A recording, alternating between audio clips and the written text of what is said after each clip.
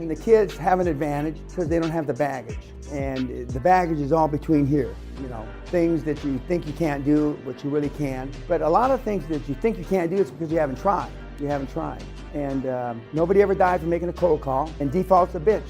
And for these first few weeks after you get out there, and I'm going to be beating you about the default, to do everything humanly possible to stay away from default.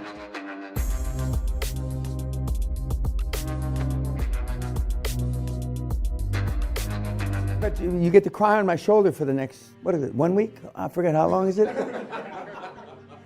Yes. 3 days. That's it. Yeah. Okay. Yeah. You get to cry on my shoulder, and don't fuck up the don't fuck up the reports, and I mean follow the instructions explicitly. And I mean a year from now, I'm still helping Bruce, and Bruce isn't in my mentor program. 25 years later, but most of the questions that you ask, even in 5 years from now, are questions. Look at slide 1115. I know the slides by heart. Look at slide whatever. Look at slide 1115. Oh, thanks, Mr. P. Look at chapter 11, in the book, subparagraph. Oh, thanks, Mr. P. 99.9% of the questions, 100% of the questions are answered in all the material you have. But your default should be going back to the information, But you will find no shortage, at least for the next few years.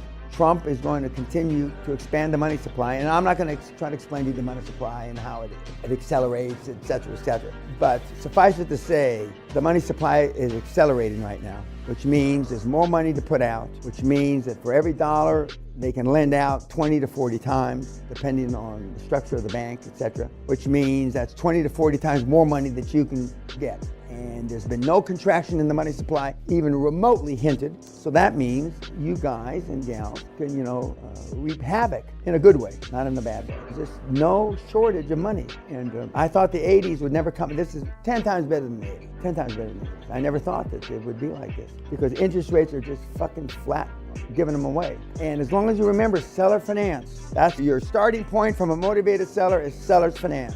And with seller's finance, you can almost always give them what they want. And that's all they hear. That's all they want to hear is you can give them at or about the sales price that some jerk dipshit has told them their business is worth. As long as you can spread it over time and you push out the first payment as far, you push out the first payment to an embarrassing length of time. Your first offer, 10 years out. Now that's embarrassing, okay? But they'll come back and say, well, maybe 5 years. Now, and if you ask an accountant or a lawyer or a banker to structure it, they'll say 6 months deferred payments. So, and you push it out and you're going to have, you'll have some speed bumps, but 3, 4, 5 years from now, you're going to have a bunch of money too. And because of the castle man, me, and you'll be flying around and, you'll probably be crashing into each other in your jet planes, or you'll be crashing into each other skydiving and shit like that, And I did have a guy back in the 90s who buried him in a skydive, chute didn't open.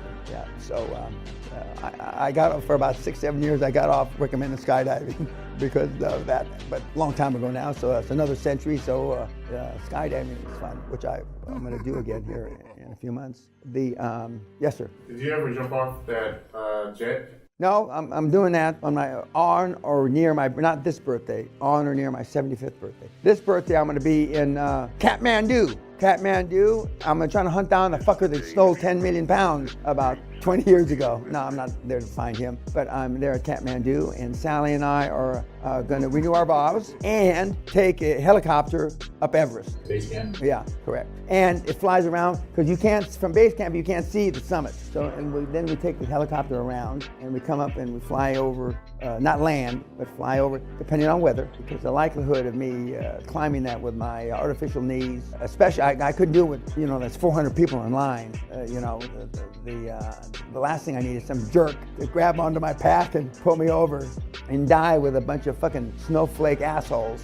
That's the last thing, And so I'll be, for my birthday, I'll be in Kathmandu.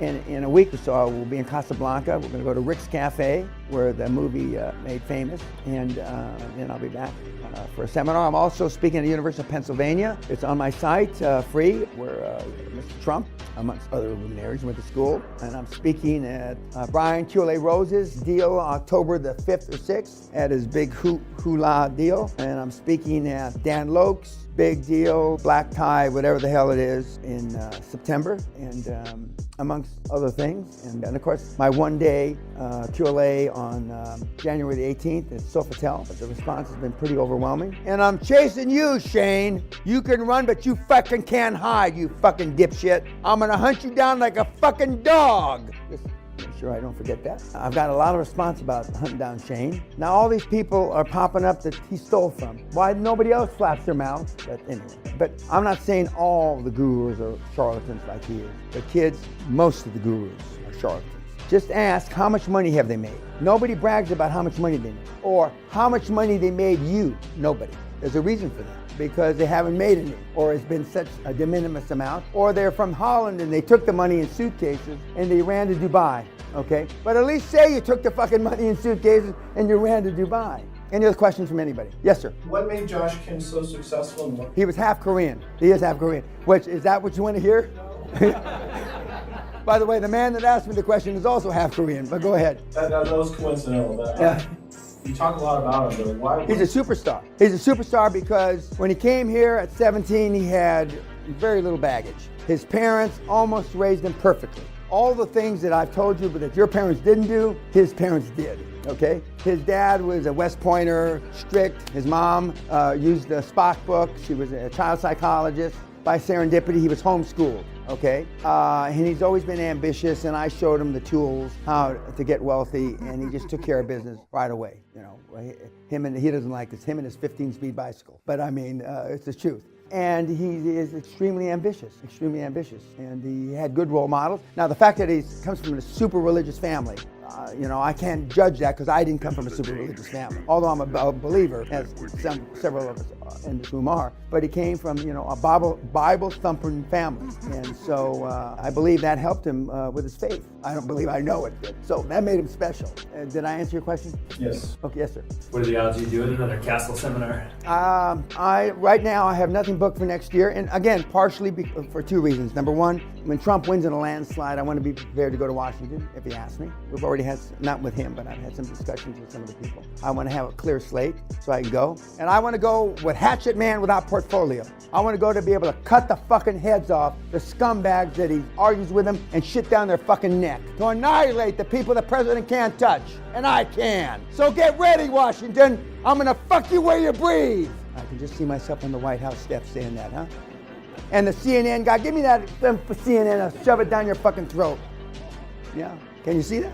Yeah, I'm gonna have some fun, okay? So I don't know. But if it doesn't work out and, you know, I don't go to Washington and maybe I'm more than Washington can handle, which I'm sure I am, but then, you know, I'll look at having more Castle seminars. We have currently, other than we're booked up through this year, we have 15 months, I believe it is, no, 11 months, people signed up for a seminar that I haven't announced yet, at a price I haven't announced yet, and several have already paid up money, and we have some people bidding on the internet $30,000 for people that have slots, and the seminar is only $20,000. I don't like that because I don't want to be involved in that. And don't pay any, if you're listening, nobody pays 30 grand, believe me, for 20 grand. But I'm sure the price will go up next year, not the 30 grand, but I still enjoy it, as evidenced by, you know, I haven't run out of energy. A lot of you, you know, I haven't hit anybody that closed their eyes, but I still enjoy it. But more importantly, I enjoy hearing Jason. Just think of that, And I enjoy hearing Churchill, the kid, the 17-year-old. It's pretty fucking remarkable. It's absolutely outstanding that kids can do that. In this system, so far, legal, not drugs, not that kind of shit, where you can make a shit ton of money, starting with no money. But getting back to Josh, the kids have an advantage because they don't have the baggage. And the baggage is all between here, you know, things that you think you can't do, but you really can. But a lot of things that you think you can't do, it's because you haven't tried. And nobody ever died from making a cold call, and default's a bitch. And for these first few weeks after you get out there, and I'm going to be beating you about the default, to do everything humanly possible to stay away from default. Okay, kids, if there's nothing else, thank you very much.